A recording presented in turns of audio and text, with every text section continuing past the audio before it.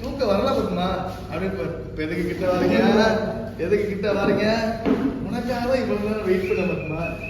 என்ன விளையாட்டு காட்டுறாங்க, எப்படி எல்லாம் சோதிக்கிறாங்க, பொழுது விடிய விட மாட்டேங்கிறாங்களே ஐயா.